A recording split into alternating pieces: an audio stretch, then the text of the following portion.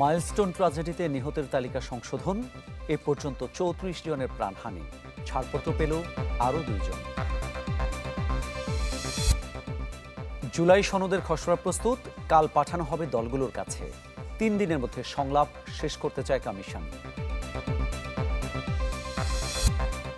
মানুষের পালস বুঝে সচেতনভাবে সিদ্ধান্ত নিচ্ছে বিএনপি, বললেন ফখরুল। ইসিতে জমা দলের আয় ব্যয়ের হিসাব।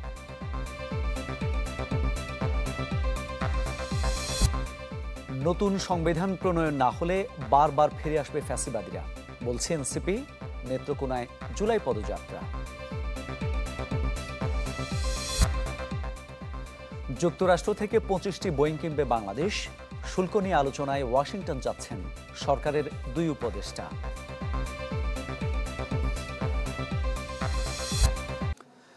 মাইলস্টোন ট্র্যাজেডিতে নিহতদের তালিকা সংশোধন করেছে স্বাস্থ্য মন্ত্রণালয়। নতুন ব্যাখ্যায় এ পর্যন্ত প্রাণহানি দাঁড়ালো 34 জনে। দগ্ধদের মধ্যে জাতীয় বার্ন ইনস্টিটিউটের চিকিৎসাধীন 34 জন। এর মধ্যে 28 শিশু রয়েছে। সংকটাপন্ন 4 জনকে আইসিইউতে ও 2 জনকে রাখা হয়েছে ভেন্টিলেশনে। এদিকে আজ হাসপাতাল থেকে ছাড়পত্র পেয়েছে আরও 2 জন। অবস্থার উন্নতি সাপেক্ষে একে একে বাকিদেরও ছাড়পত্র দেওয়া হবে বলে জানিয়েছেন চিকিৎসকরা। এদিকে ভর্তি রোগীদের সবশেষ অবস্থা নিয়ে বার্ন ইনস্টিটিউটে বৈঠক করেছেন চীন, ভারত ও সিঙ্গাপুরের বিশেষজ্ঞ চিকিৎসকদের সমন্বয়ে গঠিত মেডিকেল বোর্ড সদস্যরা। 30%-এর উপরে আমাদের বার্নের রোগীর সংখ্যা এই মুহূর্তে 6 জন। আমরা গতকালকে সিভিয়ার থেকে ক্রিটিক্যাল স্টেজ, অর্থাৎ একটু খারাপ স্টেজে গেছে আমাদের 2 জন রোগী। আর আমাদের নতুন করে আইসিইউতে তেমন কেউ আসেনি, যা ছিল তাই, এবং আমরা আইসিইউ থেকে কাউকে স্টেপ ডাউনও করাই নাই। এ বিষয়ে আরও খবর জানাবো। জাতীয় বার্ন ইনস্টিটিউট থেকে যুক্ত হচ্ছেন সহকর্মী রমিজ হুসাইন। রমিজ, মেডিকেল বোর্ডের যে কথা ছিল বিকেলে একটি ব্রিফ করা, সেটি কি হয়েছে না হবে কখন? মামুন, সেই ব্রিফটি হয়েছে এবং তারা জানিয়েছে যে আজকে 2 জন রোগীকে তারা ছাড়পত্র দিয়েছে। এদের মধ্যে একজন সেই মাইলস্টোন স্কুলের একজন কর্মচারী এবং আরেকজন যিনি সেই অগ্নিকাণ্ডের সময় যিনি আসলে সাহায্যে এগিয়ে এসেছিলেন, তিনি কিছুটা দগ্ধ হয়েছিলেন। তাদের 2 জনকে আজকে ছাড়পত্র দেওয়া হয়েছে এবং এছাড়া বাকি যেই 4 জন এখন পর্যন্ত আইসিইউতে রয়েছেন, তাদের অবস্থা কিন্তু অপরিবর্তিত। আসলে তারা শুরুতে যেমনটি ছিলেন এখন ঠিক তেমনটি আছেন। তাদের কোনো উন্নতিও নেই, ঠিক তেমনটি অবনতিও নেই। আর এছাড়া এখানে যে সমস্ত রোগীরা এখন পর্যন্ত ভর্তি আছেন, তাদের অবস্থা কিন্তু যাদের 30%-এর উপরে পোড়া আছে এবং যাদের শ্বাসনালীতে কিছুটা পোড়ার আছে, তারা কিন্তু কেউই আসলে শঙ্কামুক্ত নন। তবে তারা আসলে সর্বশেষ পর্যায়ে তারা চিকিৎসা চালিয়ে যাবেন। এবং একজন এখানে প্রশ্ন করেছিল যে কিছু রোগীর আসলে অভিযোগ ছিল রোগীর স্বজনদের যে এখানে বেশ কিছু টেস্ট তারা বাইরে করতে হচ্ছে এবং বেশি টাকা নেওয়ার একটা অভিযোগ ছিল। তবে সেই বিষয়টি তিনি নাকচ করে দিয়েছেন এই যে ইনস্টিটিউটের পরিচালক। তিনি বলেছেন এখানে যতগুলো পরীক্ষা হচ্ছে এবং যতগুলো ঔষধ সব কিছু কিন্তু তাদের নিজস্ব ব্যবস্থাপনার মধ্যে হচ্ছে এবং কিছু টেস্ট যদি বাইরে করার প্রয়োজন হয় সেটিও তারা নিজস্ব ব্যবস্থাপনায় নিজেদের পরিবহন সার্ভিসের মাধ্যমেই সেগুলো করছেন। তো সেই ক্ষেত্রে বাড়তি টাকা নেওয়ার কোনো অভিযোগের কিন্তু তিনি কোনো সত্যতা আমাদের কাছে প্রকাশ করেনি। এছাড়া হাসপাতালের বাইরে অর্থাৎ ঢাকার দেশের বাইরে কাউকে নেওয়ার প্রয়োজন আছে কিনা তিনি বলছেন আপাতত সে ধরনের কোনো পরিস্থিতি এখন পর্যন্ত তৈরি হয়নি, কারণ রোগীকে বাইরে পাঠানোর তারা আসলে সর্বোচ্চ চেষ্টা করছেন। হয়তো 1 সপ্তাহের মধ্যে আরও বেশ কিছু রোগীকে তারা ছাড়পত্র দিবেন, যারা আসলে বেশিরভাগই শিশু, যারা তাদের নিজ নিজ শিক্ষা প্রতিষ্ঠানে যেতে পারবে। মামুন, ধন্যবাদ আপনাকে। জাতীয় বার্ন ইনস্টিটিউট থেকে যুক্ত হয়েছিলেন সহকর্মী রমিজ হুসাইন। উদ্ধার অভিযান সমাপ্তির পর মাইলস্টোন স্কুলের বিধ্বস্ত ভবনে তল্লাশি করেছে বিমান বাহিনীর সদস্যরা। সেই সাথে আলামতও সংগ্রহ করেছেন তারা। সরিয়ে নিচ্ছেন ক্ষতিগ্রস্ত ভবনে পড়ে যাওয়া জিনিসপত্র। এদিকে আহত শিক্ষার্থীদের শারীরিক সুস্থতার জন্য দোয়া কামনা ও মানসিক চাপ কাটিয়ে উঠতে আরও 2 দিনের মতো ক্লাস পরীক্ষা বন্ধ আছে মাইলস্টোন স্কুলে। এর আগে রবি ও সোমবার এই 2 দিনের ছুটি ঘোষণা করেছিল কর্তৃপক্ষ। এ বিষয়ে আরও খবর জানাবো। মাইলস্টোন স্কুল অ্যান্ড কলেজ থেকে সরাসরি যোগ দিচ্ছেন সহকর্মী হিরণ খান। হিরণ, আজকে বিমান বাহিনী আবারও কিছু আলামত সংগ্রহ করেছে এবং বিকেলে তদন্ত কমিটি প্রতিবেদন দাখিলের কথা রয়েছে।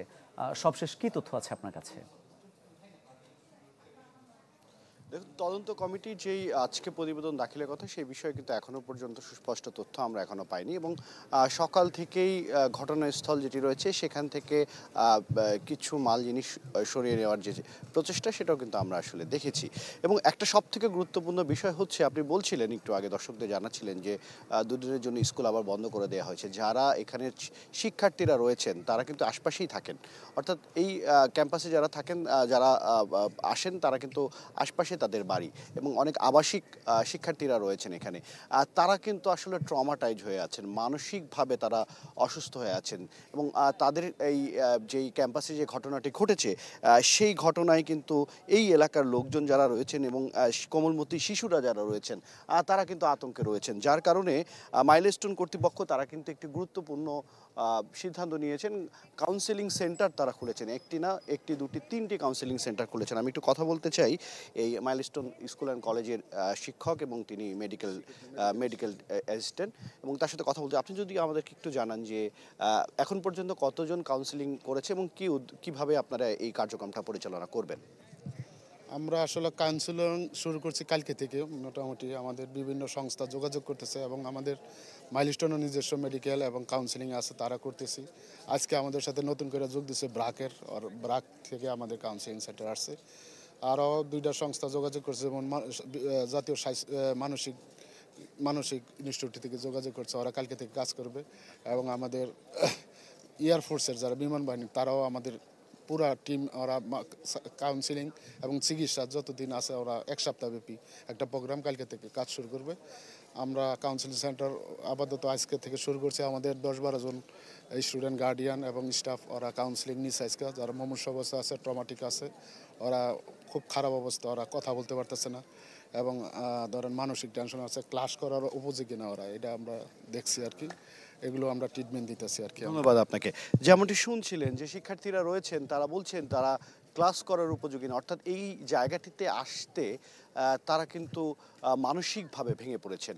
তাই তাদের জন্য এই কাউন্সিলিং সেন্টারগুলো তৈরি করা হয়েছে এবং যারা কাউন্সিলিং নিতে চান তারা কিন্তু এখানে আসতে পারেন, এমনটি কিন্তু আসলে তারা জানান। এই ছিল এখান থেকে সর্বশেষ।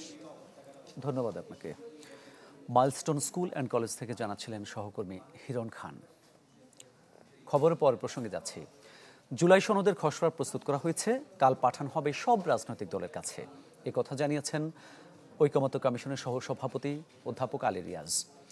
রাজধানীর ফরেন সার্ভিস একাডেমিতে রাজনৈতিক দলগুলোর সঙ্গে 19তম দিনের বৈঠকের শুরুতেই তিনি বলেন, আগামী 3 দিনের মধ্যে রাজনৈতিক দলগুলোর সাথে আলোচনা শেষ করতে চায় কমিশন।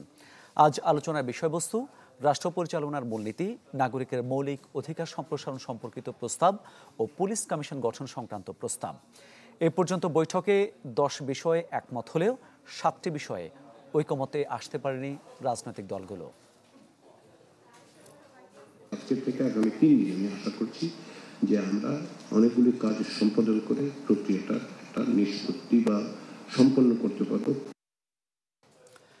দেশের মানুষের পালস বোঝে বিএনপি, রাজনৈতিক সিদ্ধান্ত নিচ্ছে সচেতনভাবেই। রাজধানী মহাখালীতে ব্র্যাকিং সেন্টারে পদ্মা ব্যারেজ ও দ্বিতীয় পদ্মা সেতু নিয়ে সেমিনারে এই মন্তব্য করেছেন বিএনপি মহাসচিব মির্জা ফখরুল ইসলাম আলমগীর। বলেন, পদ্মা ব্যারেজ ও দ্বিতীয় পদ্মা সেতু নির্মাণের কাজ করতে হবে পরবর্তী সরকারকেই। এজন্য রাজনৈতিক প্রতিশ্রুতি ও জনগণের মধ্যে জাগরণ সৃষ্টি হওয়া দরকার। অভ্যুত্থানে যে ঐক্য তৈরি হয়েছিল তা ধরে রাখা গেলে এ ধরনের সিদ্ধান্ত নিতে সহায়ক হবে। দাবি করেন, অনেক আগে থেকেই এই প্রকল্প বাস্তবায়নের প্রতিশ্রুতি আছে বিএনপি চেয়ারপারসন বেগম খালেদা জিয়ার। বাংলাদেশে যে পদ্মা ব্যারেজ এবং পদ্মা সেতু, এটার প্রয়োজনীয়তাটা এটা অস্বীকার করবার কোনো উপায় নেই। যেই কাজগুলোর জন্য সবচেয়ে বেশি যেটা প্রয়োজন হচ্ছে পলিটিক্যাল কমিটমেন্ট। রাজনৈতিক কমিটমেন্টই হচ্ছে সবচেয়ে বড় প্রয়োজন, সেটাই দরকার। এবং সেটা তখনই তৈরি হবে যখন সেটা জনগণের মধ্য থেকে উঠে আসবে এই দাবিটা। এটাও কিন্তু অত্যন্ত জরুরি। যারা নির্বাচন ভয় পায় তাদের অংশ নেওয়ার দরকার নেই। ঢাকা রিপোর্টার্স ইউনিটিতে ভাসানী অনুসারী পরিষদের আলোচনায় এই মন্তব্য করেছেন বিএনপি স্থায়ী কমিটির সদস্য আমির খসরু মাহমুদ চৌধুরী। বলেন, জুলাই আন্দোলন নিয়ে রাজনৈতিক বিভাজন দুঃখজনক। আন্দোলনকে নিয়ে আমাদের মধ্যে বিভাজন, এই বিপ্লবকে নিয়ে আমাদের মধ্যে বিভাজন হবে সবচেয়ে দুঃখজনক। পুরো জাতি ঐক্যবদ্ধভাবে এই আন্দোলনে ছিল, যার যার অবস্থান থেকে সবাই কাজ করেছে। এই আন্দোলন হাইজ্যাক করার কোনো সুযোগ নেই। সবার প্রতি সম্মান রেখে সকলের অবদানকে স্বীকার করে এই আন্দোলনের সাথে যারা জড়িত ছিল, আমরা সকলের প্রতি সেই সম্মান দেখাতে হবে।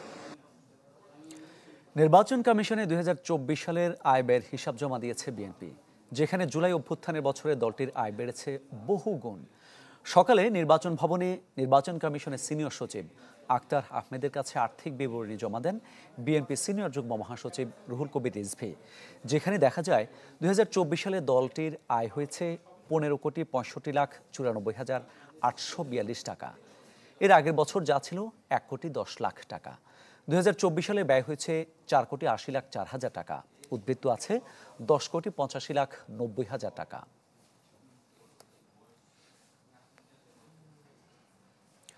নতুন সংবিধানের জন্য একটি গণপরিষদ নির্বাচন লাগবে, যার মাধ্যমে জনগণ তাদের রায় দেবে। নেত্রকোনা এনসিপির জুলাই পদযাত্রায় একথা বলেছেন দলটির আহ্বায়ক নাহিদ ইসলাম। বলেন, দেশ সংস্কার দাবিতে সারা দেশ চষে বেড়াচ্ছে তাদের দল। তারুণ্যের জোয়ারে দেশকে নতুন জায়গায় নিয়ে যাবেন তারা। এনসিপি নতুন বাংলাদেশ ও নতুন সংবিধান উপহার দেবে। দলটির আরেক নেতা নাসিরউদ্দিন পাটোয়ারি বলেন, নতুন সংবিধান বাস্তবায়ন না করতে পারলে খুনি হাসিনা বারবার ফিরে আসবে। সমালোচনা করেন বিএনপিকে নিয়েও। এর আগে জেলা কালেক্টরেট মাঠ থেকে শুরু হয় পদযাত্রা, প্রদক্ষিণ করে শহরের বিভিন্ন সড়ক। এরপর এনসিপির পদযাত্রা শুরু হয় শেরপুরে।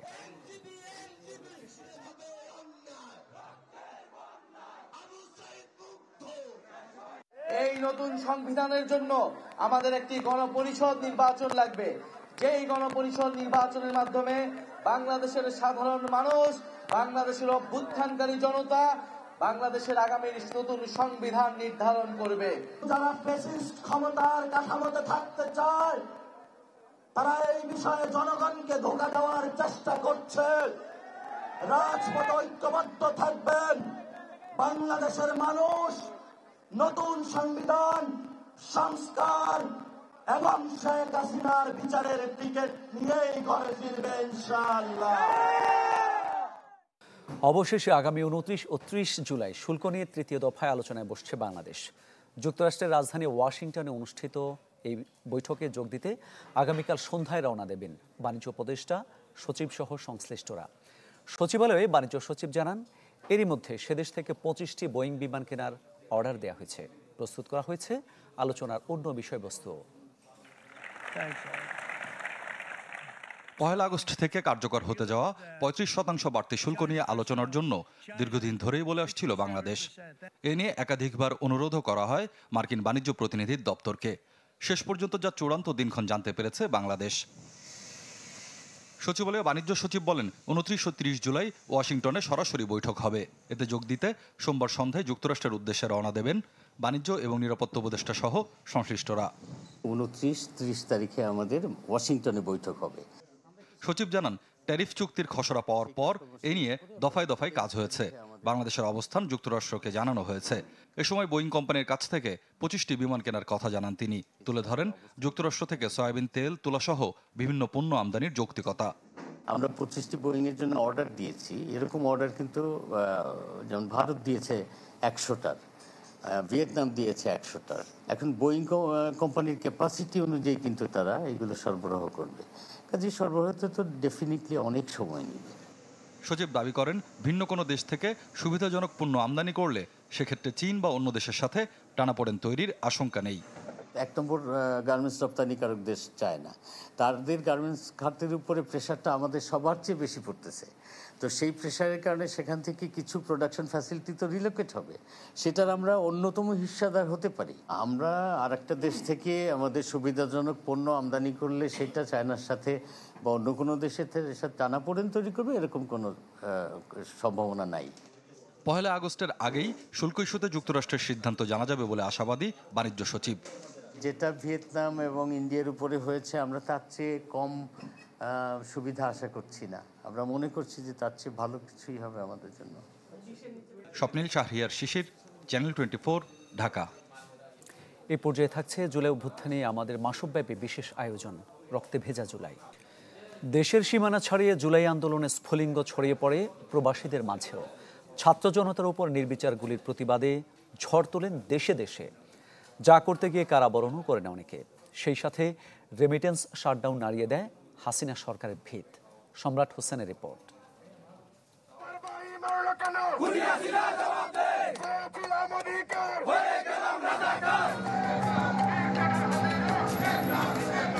এশিয়া থেকে ইউরোপ আমেরিকা কিংবা মধ্যপ্রাচ্য থেকে আফ্রিকা, ২৪শে জুলাই আন্দোলনের স্ফুলিঙ্গ ছড়িয়ে পড়েছিল বিশ্বের বিভিন্ন প্রান্তে থাকা বাংলাদেশিদের মাঝে। শিক্ষার্থীদের বুকে স্বৈরশাসকের বুলেট নাড়িয়ে দিয়েছিল প্রবাসীদের হৃদয়। পৃথিবীর অনেক বড় শহরের রাস্তা যেন হয়ে উঠেছিল ঢাকার রাজপথ। আন্দোলন যখন তুঙ্গে, তখন হাসিনা সরকার ইন্টারনেট বন্ধ করে দিলে দেশের স্বজনদের থেকে কার্যত বিচ্ছিন্ন হয়ে পড়েন প্রবাসীরা। নানা গুজবেও বিভ্রান্ত হতে থাকেন তারা। উৎকণ্ঠায় থাকা প্রবাসীদের সংবাদ পাওয়ার একমাত্র মাধ্যম হয়ে ওঠে আন্তর্জাতিক গণমাধ্যম। এক পর্যায়ে ছাত্র জনতার আন্দোলনে সংহতি জানিয়ে রেমিটেন্স বন্ধের ঘোষণা দেন প্রবাসী বাংলাদেশিরা, আর তাতেই বড় ধাক্কা খায় সরকার। প্রবাসী ভাই বোনদের কাছে বিনয়ের সাথে আবারও করজোড়ে অনুরোধ করতে চাই, এই মিথ্যা গুজবে আপনারা কান দিবেন না। যুক্তরাজ্যের হাউস অব কমন্সের বাংলাদেশি বংশোদ্ভূত 2 ব্রিটিশ পার্লামেন্ট সদস্য আফসানা বেগম ও রূপা হক শিক্ষার্থীদের উপর নির্বিচার গুলি ও নির্যাতনের প্রতিবাদ জানান। এখন কি হচ্ছে দেশে, অবস্থা ভালো না আমরা দেখতেছি, কিন্তু আমরা ঠিক জানি না কি হচ্ছে, কারণ there has been an internet shutdown। মধ্যপ্রাচ্যের দেশগুলোতে সভা সমাবেশ নিষিদ্ধের আইন ভেঙে বিক্ষোভে ফেটে পড়েন বাংলাদেশিরা। এজন্য কারাবরণ করতে হয় অনেককে। 57 বাংলাদেশিকে দোষী সাব্যস্ত করে বিভিন্ন মেয়াদের সাজা দেয় আরব আমিরাতের আদালত। 53 জনকে 10 বছর, একজনকে 11 বছর ও 3 জনকে যাবজ্জীবন কারাদণ্ড দেওয়া হয়। বিয়াম জামালের এই চিঠিটা ন্যাশনাল সিআইডির কাছে পৌঁছার পরে আমাদেরকে ওরা কনসুলেটকে হাত করে এই সাজাগুলো আমাদেরকে দেয়। আমরা আশা ছেড়ে দিচ্ছি যে আমরা 10 বছর থাকতে হবে এবং 47 দিন পর্যন্ত আমাদের পরিবেশের সাথে কোনো যোগাযোগ বিচ্ছিন্ন। এক সময় আফসোস হয়, আরেক সময় হয় না, কারণ আমরা যে উদ্দেশ্য করছিলাম আসলে তা কোনো কিছুই হচ্ছে না। জুলাইয়ে সৌদি আরবেও কয়েকজনকে গ্রেপ্তারের খবর পাওয়া যায়। এছাড়া মালদ্বীপে বিক্ষোভের কারণে ধরপাকড়ের শিকার হন বাংলাদেশিদের অনেকেই। দূরদেশে বসবাস করা বাংলাদেশিদের প্রত্যাশা, অভ্যুত্থান পরবর্তী নতুন বাংলায় যেন আর ন্যায্যতা থেকে বঞ্চিত না হন তারা। সম্রাট হোসেন, চ্যানেল 24, ঢাকা। বৈষম্য বিরোধী ছাত্র আন্দোলনে পিছিয়ে ছিলেন না নারীরা। তারা ছিলেন মিছিলের সামনের সারিতে। নানা ভয় ভীতিকে বৃদ্ধাঙ্গুলি দেখিয়ে স্লোগান দিয়েছিলেন অন্যায়ের বিরুদ্ধে, ছিলেন রাজপথেও। প্রায় 1 বছর পর এসে জুলাইয়ের প্রত্যাশা এখনও পুরো না হওয়ায় আক্ষেপ তাদের কণ্ঠে। জুলাই 2024, উত্তাল সিলেটের রাজপথ। স্লোগানে স্লোগানে মুখরিত দেশের প্রত্যন্ত অঞ্চল। সামনের সারিতে থেকে প্রতিবাদী কণ্ঠে কণ্ঠ মিলিয়েছেন হাজারো নারী। স্বৈর শাসকের রক্তচক্ষু পরোয়া না করে মিছিলে শাহজালাল বিজ্ঞান ও প্রযুক্তি বিশ্ববিদ্যালয়ের নওরিন জামান। সহপাঠীদের কাছ থেকে হুমকি পেয়েও দমে যাননি এতটুকু। আমার ক্যাম্পাসের ছোট বোনরা বলে, আপু আগামীকালকে এই সময় হচ্ছে কর্মসূচি, আপনারা প্লিজ আসবেন। তো অনুপ্রেরণাটা ওখানে আসলে আমরা মেয়েদের ব্যাপারটা যে একজন আরেকজনের হচ্ছে পিলার হয়ে গিয়েছিলাম তখন, যে একজন আরেকজনের শক্তি, যে ওর জন্য হলেও আমার যেতে হবে। আন্দোলনটা তো আমাদের সবার, দাবিটা তো আমাদের সবার। সিলেটের রাজপথে আহত হয়েছিলেন এমসি কলেজের শিক্ষার্থী তানজিনা। হাসপাতালে চিকিৎসা নিতে গেলে বাধা দেয় ফ্যাসিবাদের দোসররা। হুমকি ধামকিও দেয়া হয় তার পরিবারকে। এমসি কলেজকে সিলেটে খুব ডেড জোন হিসেবে দেখা হয়। ওইখানে আওয়ামী লীগ কিংবা ছাত্রলীগের যে বিশাল আধিপত্য ছিল, সেটা ভেদ করে যে ছাত্ররা জুলাইয়ে এই কোটা সংস্কার আন্দোলনে যুক্ত হবে এরকম পরিস্থিতি ছিল না। তো সামনে থেকে আসলে ঢাল হয়ে নেতৃত্ব দেয়া বলতে পারেন, এটা জুলাইয়ে আমরা করার চেষ্টা করেছি। আন্দোলনে যোগ দেয় প্রাণনাশের হুমকি দেওয়া হয় আরেক জুলাই যোদ্ধা মালেকা খাতুন সারাকে। বাধ্য হয়ে তাই বাড়ি ছাড়া হন তিনি। পুলিশ প্রশাসন, সরকার প্রশাসন পুরোটাই আমাদের বিরুদ্ধে ছিল। তো তখন আসলে এভাবে কন্টিনিউয়াসলি প্রত্যেকদিন মাঠে এসে আন্দোলন করে বাসায় ফিরে যাওয়াটা খুবই রিস্কি ছিল। দেখা গেছে যে আমার পুরাটা টাইমই 5ই আগস্ট সন্ধ্যাবেলায় বিজয়ের পরে বিজয় নিয়ে আমি বাসায় ফিরতে পারছি। এর পুরাটা টাইমে আমাকে বাসার বাইরে কাটাইতে হয়েছে। 24-এ মেয়েদের যে অংশগ্রহণটা, মেয়েদের অংশগ্রহণের যে হার, এটাই প্রমাণ করে দিয়েছে যে এখন বাংলাদেশের মেয়েরা নিজেদেরকে শুধুমাত্র মেয়ে হিসেবে ভাবে না, বা তাদেরকে কোনো কোটা দেওয়া হোক, কোনো গিয়ে অন্য কোনো সুবিধা দিয়ে তাদেরকে সামনে নিয়ে আসতে হবে, এই ধরনের ভাবনায়, এই ধরনের সীমাবদ্ধ ভাবনার মধ্যে এখন আর বাংলাদেশের মেয়েরা আটকে নেই। গণ অভ্যুত্থানে রাজপথের লড়াকু নারীদের প্রত্যাশা, সব বৈষম্য দূর হোক নতুন বাংলাদেশে। Desk report, channel 24। যথাযথ মূল্যায়ন না হওয়ায় জুলাই শহীদ পরিবারের জন্য 804টি ফ্ল্যাট নির্মাণের প্রস্তাব নাকচ হয়েছে একনেকে। সবশেষে এই তথ্য জানান পরিকল্পনা উপদেষ্টা ডক্টর ওয়াহিদুদ্দিন মাহমুদ। যারা নতুন অর্থবছরের প্রকল্প বাস্তবায়নের গতি বাড়ানো হবে, বলেন সরকার বদলের সাথে সাথে যেসব প্রকল্প পরিচালক ও ঠিকাদার পালিয়ে গেছেন তাদের ব্যাপারে তদন্ত করা হবে। সভায় ঢাকা বিশ্ববিদ্যালয়ের হল ভবন সহ সার্বিক মান উন্নয়নে 2840 কোটি টাকার একটি প্রকল্পের অনুমোদন দেওয়া হয়। এদিন মোট 12টি প্রকল্প অনুমোদন দেওয়া হয়, যাতে খরচ হবে 8149 কোটি টাকা। রাজধানী গুলিস্তানে আওয়ামী লীগের কেন্দ্রীয় কার্যালয়ে আন্তর্জাতিক ফ্যাসিজম ও গণহত্যা গবেষণা ইনস্টিটিউট এই নামে ব্যানার টানানো হয়েছে। চলছে পরিষ্কার করার কাজও। কারা ব্যানার টানালো আর কেই বা পরিষ্কার করাচ্ছে তা নিয়ে রয়েছে অস্পষ্টতা। এনসিপি নেতারা বলছেন এর সাথে কোনো সম্পৃক্ততা নেই তাদের, পুলিশও জানে না কিছুই। তুষার লস্কর ক্যামেরায় সজল সাইখের প্রতিবেদন। একসময়ের জাঁকজমকপূর্ণ আওয়ামী লীগের কেন্দ্রীয় কার্যালয় জুলাই গণ অভ্যুত্থানের পর এভাবেই ঠাঁই দাঁড়িয়ে আছে। 5 আগস্ট সাবেক প্রধানমন্ত্রী শেখ হাসিনা ভারতে পালিয়ে যাওয়ার পর ভবনটিতে ভাঙচুর ও অগ্নিসংযোগ করে ছাত্র জনতা। এরপর থেকে ভবনটি উন্মুক্ত শৌচাগার হিসেবে ব্যবহৃত হয়। প্রায় 1 বছর আওয়ামী লীগের কেন্দ্রীয় কার্যালয়টি পরিত্যক্ত অবস্থায় পড়ে থাকার পরে পুনরায় এটি করা হচ্ছে সংস্কার। যা করা হবে আন্তর্জাতিক ফ্যাসিজম ও গণহত্যা গবেষণা ইনস্টিটিউট। প্রশ্ন হচ্ছে, এটি কি শুধুই গবেষণার কাজে ব্যবহৃত হবে? কি করতেছে সেটা আমরা জানি না, কিন্তু ওনারা 24শে জুলাই মুক্তিযোদ্ধারা আমাদের কর্তৃপক্ষের সাথে যোগাযোগ করছে, কর্তৃপক্ষের নির্দেশে কাজ চলতেছে। যেহেতু এখানে মানুষ প্রস্রাব পায়খানা শুরু করেছে, সেই ক্ষেত্রে ছাত্র জনতা ভাবলো যে না, এটাকে এইভাবে পরিত্যক্ত অবস্থায় রাখা ঠিক না। গত কয়েকদিন ধরে পরিত্যক্ত ভবন পরিষ্কারে কাজ করছে বৈষম্য বিরোধী ছাত্র আন্দোলনের কর্মীরা। জানান ভবনটি ব্যবহার করা হবে রাস্তার ছিন্নমূল মানুষের কল্যাণে।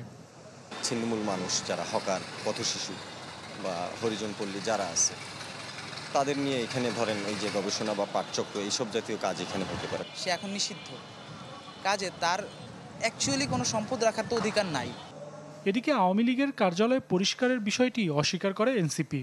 তবে ভবনটি ঘৃণার স্তম্ভ হিসেবে রাখার পক্ষে মত তাদের।